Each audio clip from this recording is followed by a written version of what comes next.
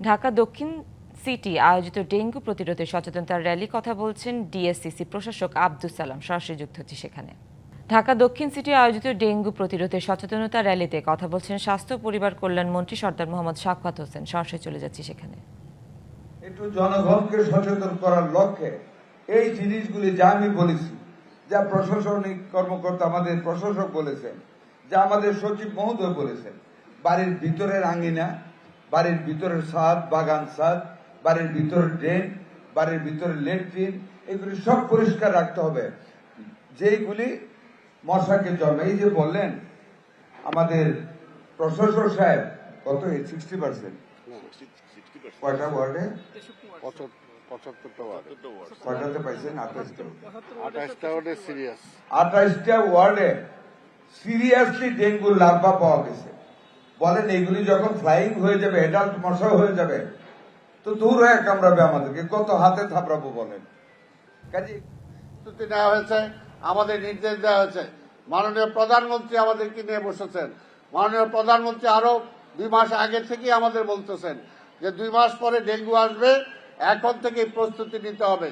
কাজে city corporation এবং স্বাস্থ্য বিভাগ আমরা মিলে আমরা চেষ্টা করছি, যেখানে আপনারাও যদি কোথাও খবর পান, নিজেরা যে আপনার বাড়ির পাশের বাড়িটা পরিষ্কার করছে না।